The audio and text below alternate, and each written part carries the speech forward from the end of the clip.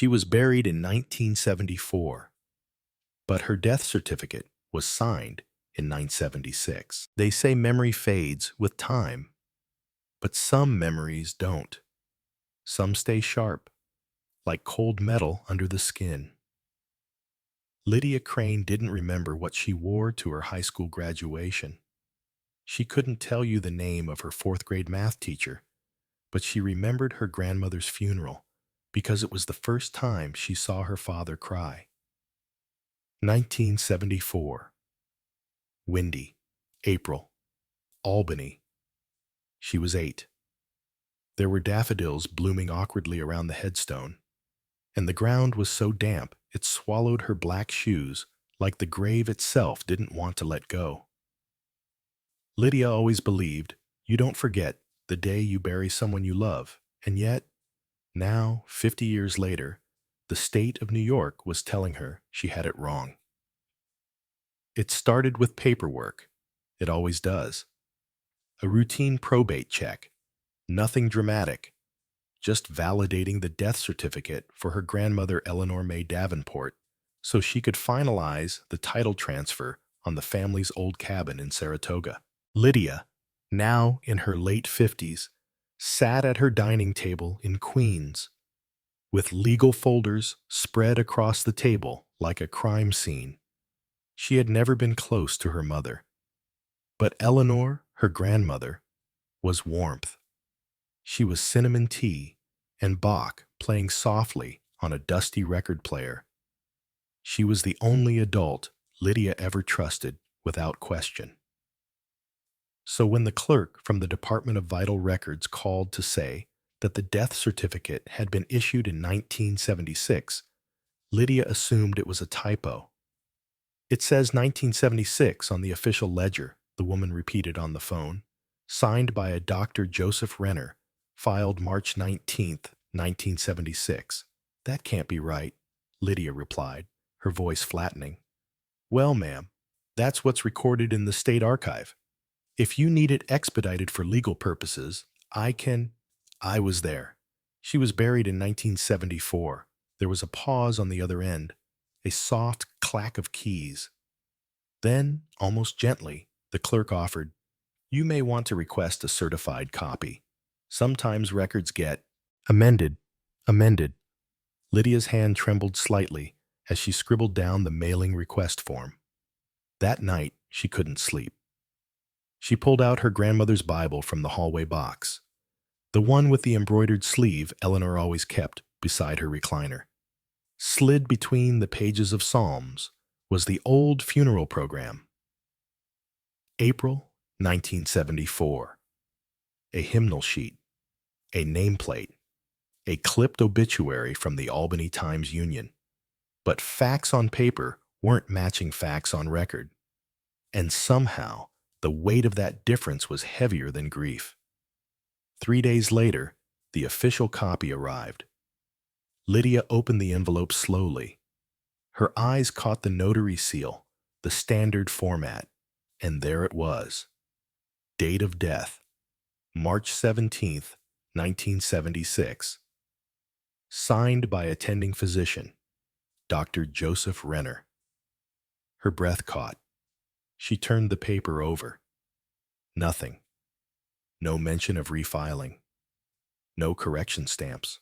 Just a single clean sheet confirming that her grandmother was officially recorded as dying 2 years after she was buried. She stared at the document for so long she forgot she was holding it. There's a special kind of disorientation that creeps in when memory collides with authority. Lydia found herself doubting. Was I wrong? Was I so young that I made it all up? But that thought was devoured quickly by something sharper. No. She remembered the blue dress Eleanor had worn, the navy one with pearl buttons, the smell of lilies, the way the priest's voice cracked when reading Corinthians. She remembered her own father's trembling fingers as he lowered the locket into the coffin. This wasn't a memory you misplace. Something was wrong. And it wasn't just a clerical error. She made the drive to Albany the next morning, 3 hours north, winding highways through the late winter haze. As she approached the West Elm Memorial Cemetery, her stomach curled. It looked the same. The iron gate with the chipped white paint, the oak tree that split its roots across two burial plots. And there, in the second row, Eleanor May Davenport. April 3rd, 1974. The headstone hadn't changed, not a single number out of place, but the moment felt staged, like something pretending to be normal. She knelt down, brushing moss from the stone. "You died in 1974, she whispered. "I was here. You were gone.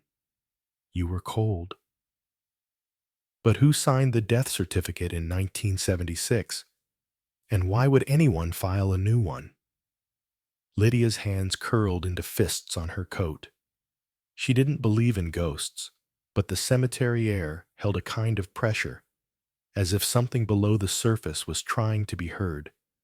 She drove straight to the Albany Records office, demanding the original microfilm ledger. The clerk, a man in his 20s with earbuds dangling from his collar, fumbled, but eventually retrieved the archive reel. Lydia fed it into the viewer. Her stomach dropped. The certificate wasn't amended. It was original, issued as if the burial in 1974 never happened. She found herself staring, not at Eleanor's death certificate, but someone else's story, written in her grandmother's name. The image of the funeral replayed in her mind in slow motion. Her father's tears, her own silence. But what if the ceremony they had grieved through was for the wrong person? Back at her motel that night, Lydia opened her laptop and typed the name, Dr. Joseph Renner. The first result was an obituary. Dr. Joseph Renner, age 61, died mysteriously in 1980, survived by no family, no funeral service held. She stared at the screen. She should have stopped right there. But something pushed, a memory from years ago, blurry but stubborn. Eleanor whispering to her during a storm, "If anything ever seems off, don't accept it. Ask twice." She was going to ask, and keep asking, until the truth, however buried, surfaced. Because the grave might be quiet, but the paperwork was screaming. And someone had gone through a lot of effort to make sure no one ever noticed. But Lydia noticed. And once you start pulling a thread like that, you don't stop just because it hurts. Because what if the body under that stone wasn't Eleanor May Davenport at all? And if not her, who did they bury? If that question just sent a chill down your spine, stay with me. Because what Lydia uncovers next will make you question everything you thought was buried and done. Keep watching. The motel smelled like bleach and old carpet, the kind of place that tried to feel safe but never quite shook the sense of stories embedded in the walls. Lydia barely noticed. She sat hunched on the bed, the blue glow of her laptop casting long shadows across her face. Sleep was nowhere near her. Her mind buzzed with the kind of static that only comes when reality splits at the seams. She clicked open the next tab, Albany Medical Archives. She wasn't even sure what she was looking for yet. Just something. A crack, a misprint, a missing day. Dr. Joseph Renner, she typed again, slower this time. No obituary photo.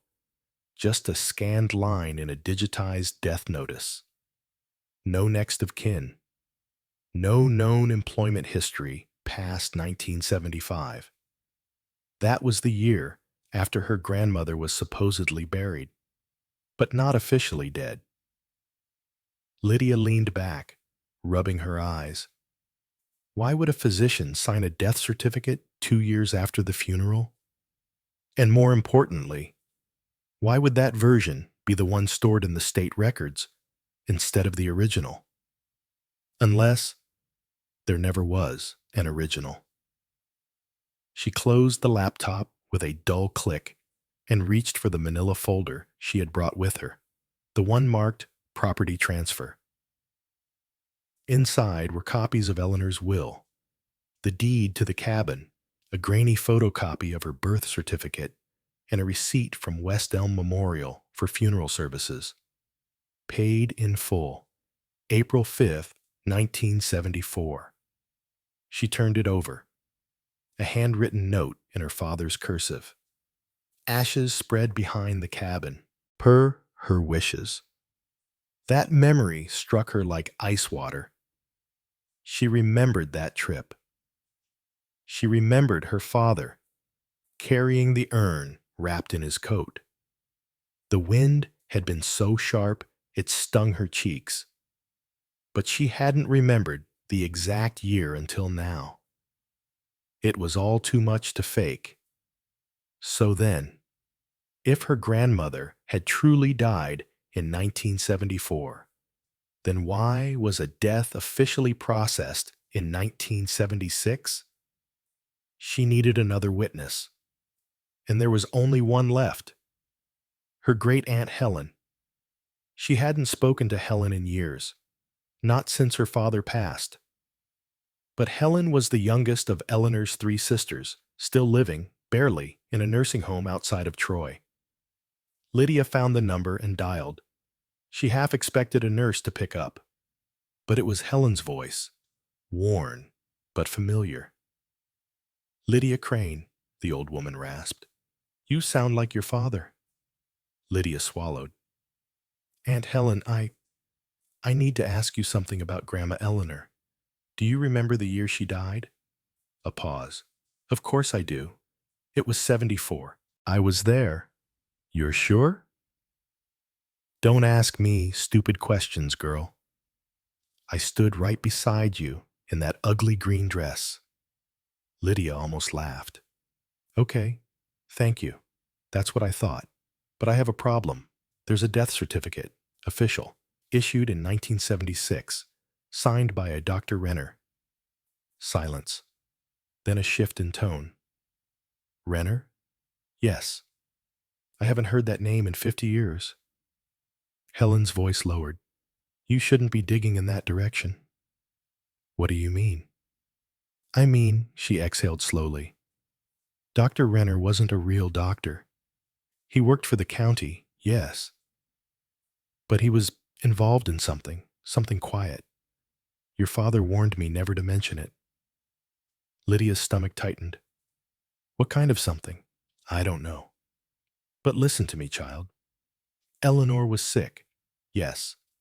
But before she died, there were weeks, maybe months, when things stopped adding up.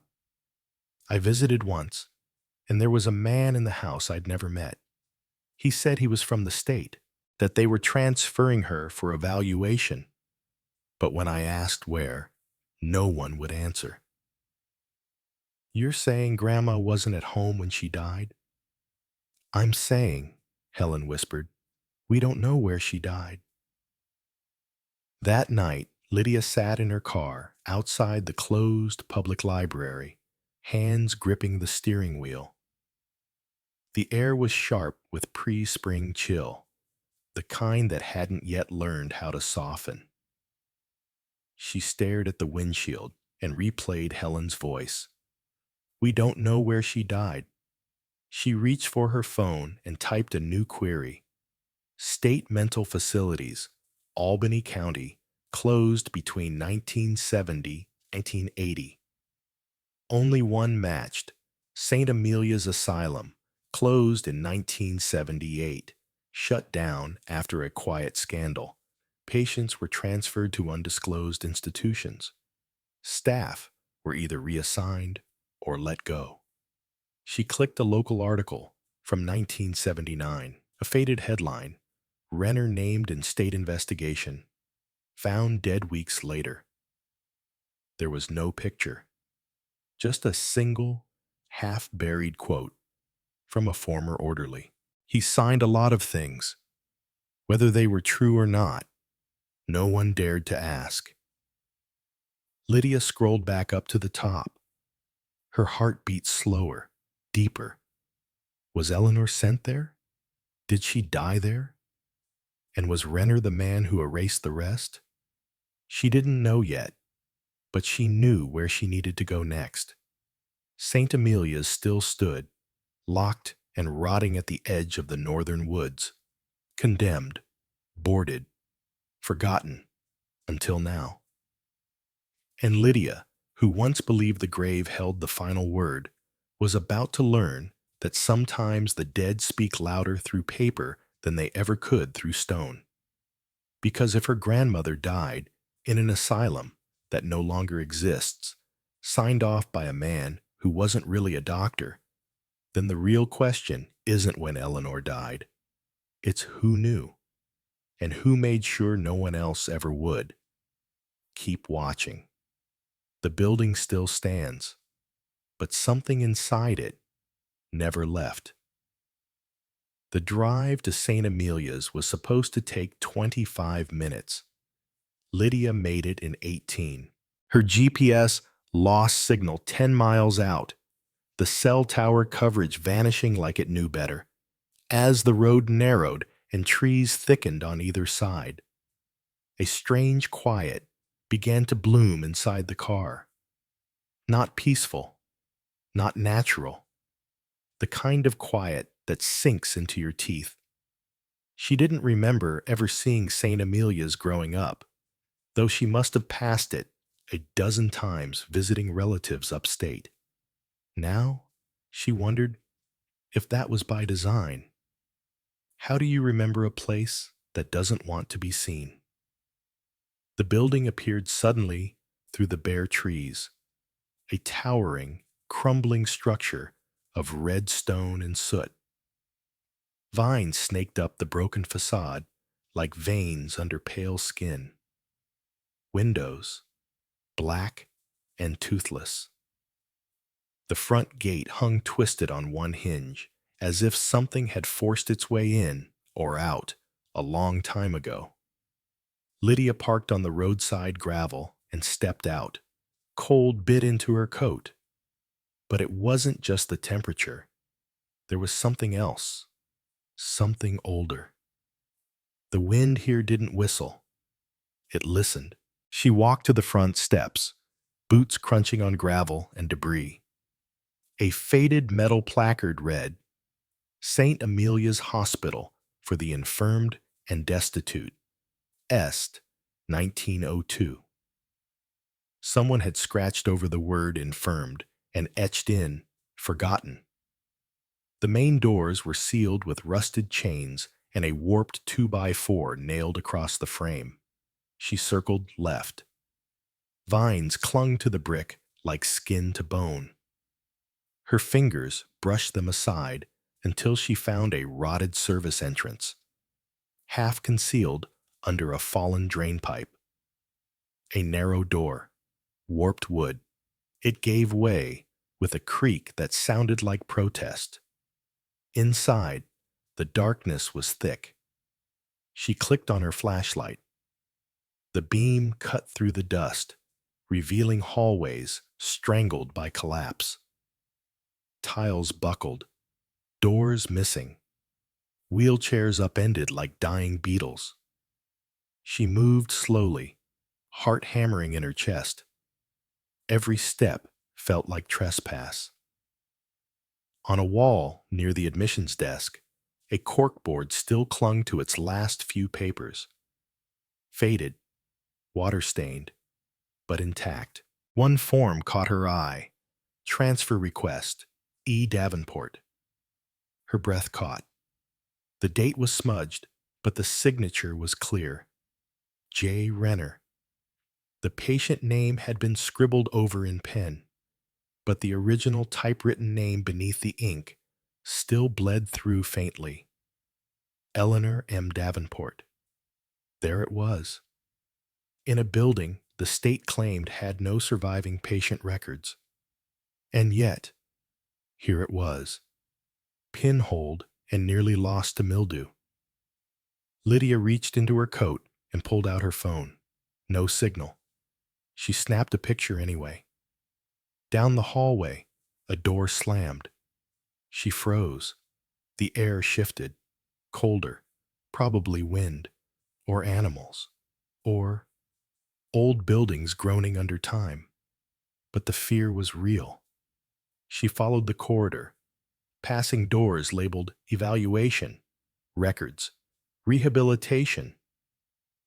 The final door at the end of the hall was marked only by a peeling number, C3. She tried the handle, locked. Next to the frame, a tarnished keypad, dead. Battery long gone. But just above it, something scratched into the plaster with what looked like fingernails. She never left. Lydia took a shaky breath, then turned back toward the central archive room, what used to be medical records. There, behind a toppled file cabinet, she found a metal drawer, bent but intact. She wedged it open. Yellow folders fanned out, most unreadable. But one caught her eye. Davenport EM. She opened it slowly. Inside, admission forms, medication logs, a final note from 1976. Patient became nonverbal in final weeks. Repeated phrase, "That's not my name." No further next of kin contact recorded. Body transferred. Lydia stared at that sentence for a long time. That's not my name. Her grandmother, confused, or frightened, or both. The final page was a transport slip, signed again by J. Renner, dated March 17th, 1976. Body to be processed. But where?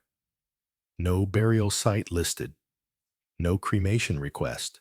Just one chilling phrase stamped in red ink at the bottom. Hold for confirmation. She sat back on her heels, heart pounding. If Eleanor had died here, if her death had been processed inside this rotting building, and if her body had been marked hold for confirmation, then what was buried back in Albany?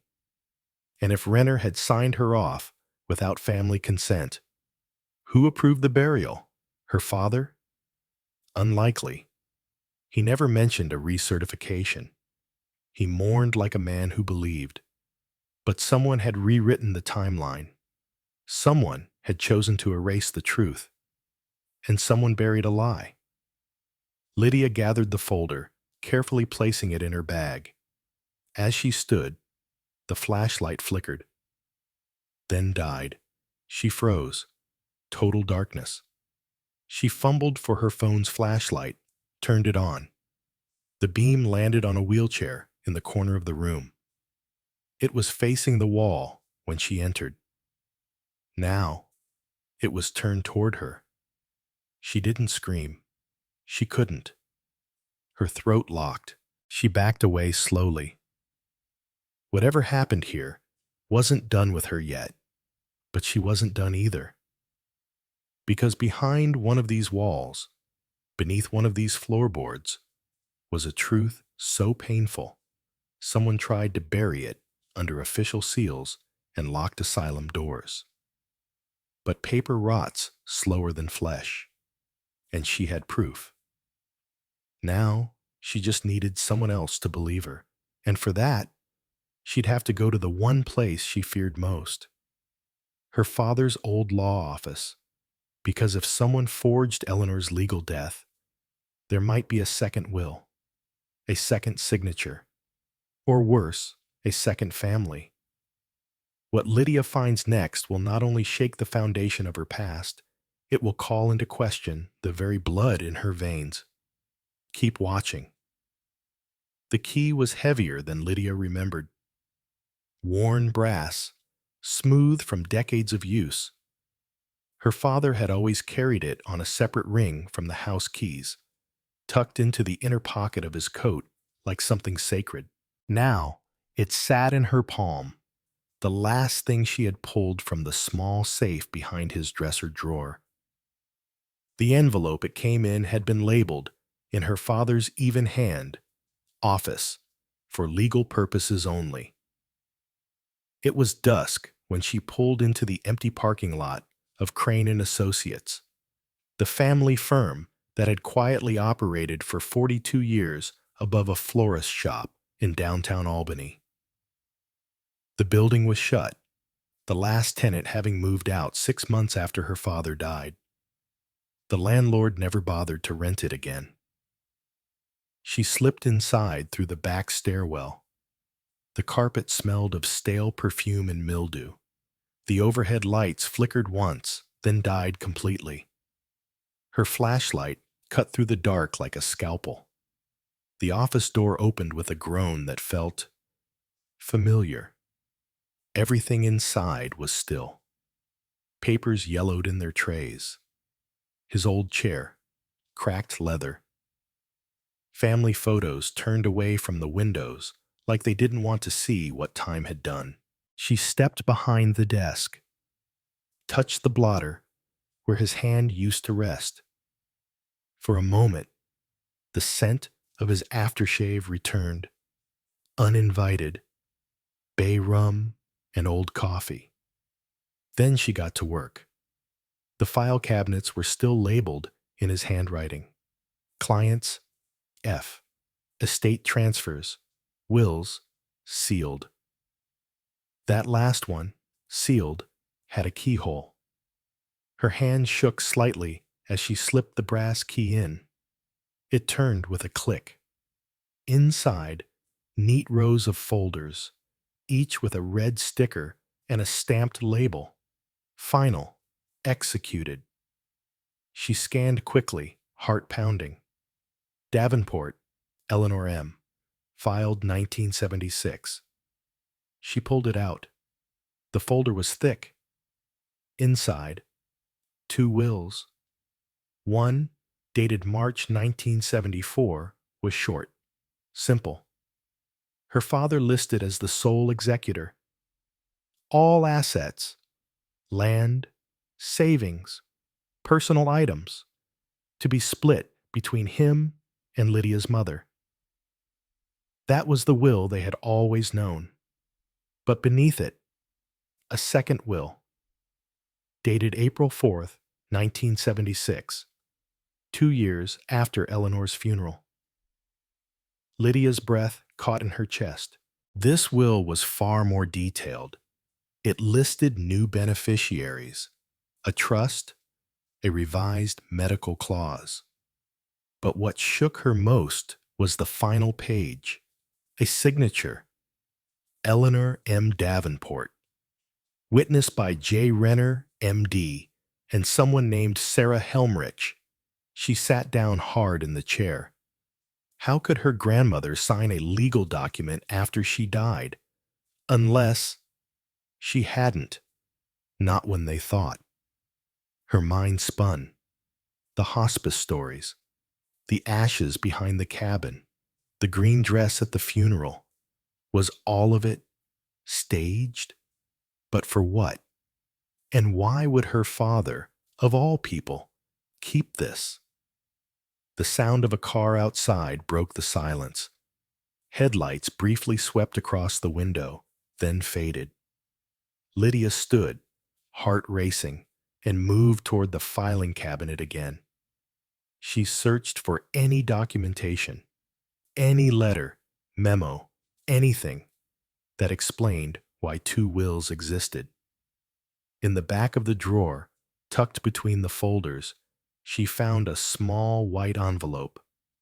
Her name, Lydia, written in her father's unmistakable hand. She opened it, hands trembling. Inside, a single page. If you found this, then you've gone further than I ever intended you to. I didn't lie, Lydia, but I didn't tell the whole truth either. Your grandmother was sick, not in body, in mind. There were things, she claimed, about her childhood, about someone watching, about names that weren't hers. We thought she was slipping. But then the state got involved. They said she was a match in an identity tracing project. Something about old church records. I don't know. I stopped asking questions when they said her real name might not even be Eleanor. All I know is, she begged me not to cremate her. She said if they burned her, the truth would go with her. So we buried what we were told to, and I signed what I had to. I'm sorry. The letter ended with no signature. Lydia stared at the page. Her grandmother might not have been her grandmother, and her father had known, had protected it, had buried it, literally. But from whom? Who would want to rewrite a woman's identity and seal it with a second will? She pulled out her phone and opened the browser. Sarah Helmrich, a local notary according to an old listing. No phone number, retired, but a forwarding address sat beneath the record. She scribbled it down, then closed the drawer and turned to leave. But as she reached the doorway, something in the hallway shifted. A breeze, not cold, but warm, dry. It smelled faintly of ash. Her flashlight flickered. Then, just before the light cut out completely, she saw it, on the wall, written in what looked like charcoal or soot. That's not who she was. She didn't scream. She ran, down the stairs, out the back, into her car. Her heart thundered, like it was trying to claw out of her chest.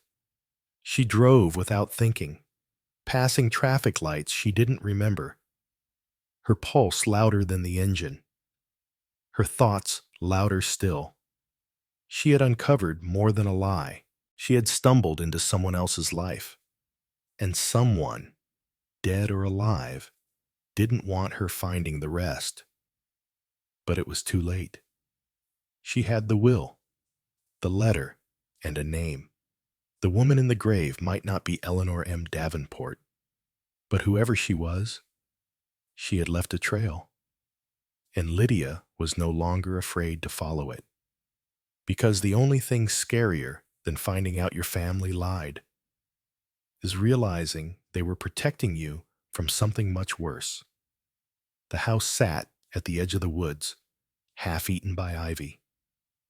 It wasn't listed on GPS. Lydia had to follow an old gas station clerk's directions scrawled on a diner napkin. Take Route 6 until the billboard with the shotgun holes, then left till the gravel turns to dust.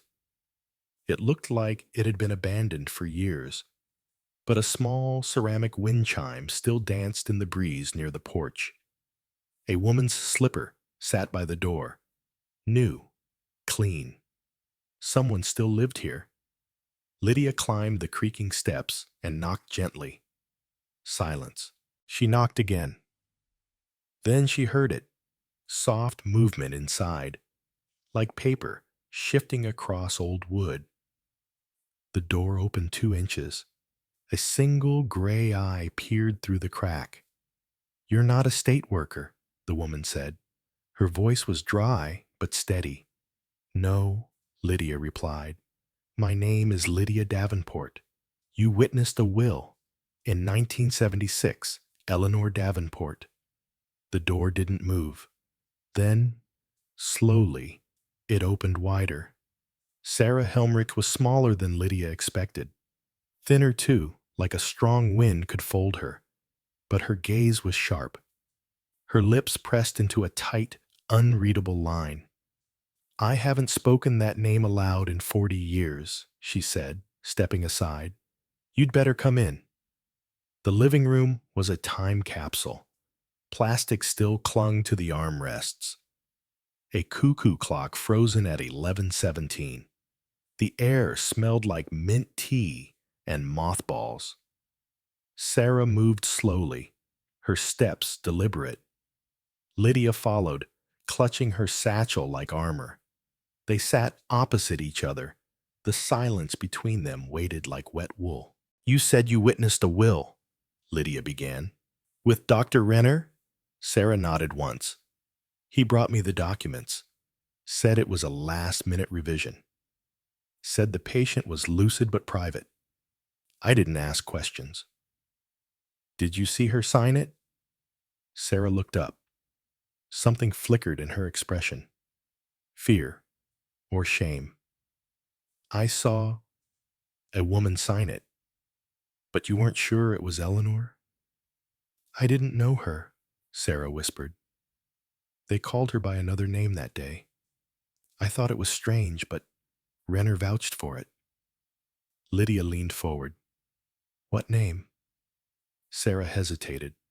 Then, so quiet it was barely audible, she said, "Margaret Bainbridge." The name hit Lydia like ice water. She didn't recognize it. Not consciously, but somewhere in the pit of her chest, something recoiled.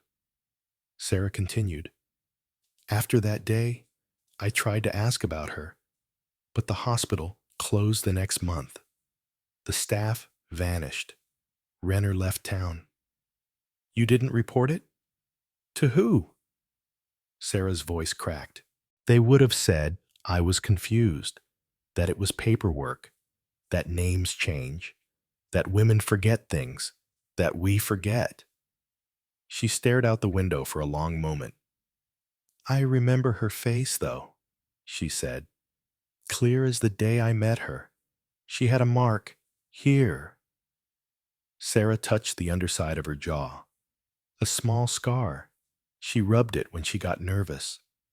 Lydia's breath caught. Her grandmother had that scar. Always said it was from falling off a tricycle as a girl. Lydia used to trace it with her thumb during bedtime stories. Margaret, or Eleanor, or whoever she was terrified, Sarah added. Not of dying, of being remembered. Lydia's phone buzzed. She glanced at the screen. No signal. But a notification had loaded moments before the signal dropped. An image attachment from an online archive request she had made 2 days ago. A photograph, black and white. A group of young women standing in front of a church. Mid-1940s. One of them looked like Eleanor, and beside her, clear as daylight, stood Dr. J. Renner. Lydia's stomach twisted. "Sarah," she said, her voice barely a whisper, What if Renner knew her long before St. Amelia's? What if she wasn't a patient at all, but someone being hidden?" Sarah didn't answer. She didn't need to, because Lydia could feel it now, in her bones. Her grandmother had been buried twice, once by a casket, once by history, and someone had decided which version got to survive. Lydia reached into her satchel and pulled out the envelope. The second will, the transfer form, the letter from her father. She laid them on the table between them, like a poker hand no one wanted to play. Sarah studied them in silence. Finally, she said, "You're going to get hurt chasing this." "I already am," Lydia replied.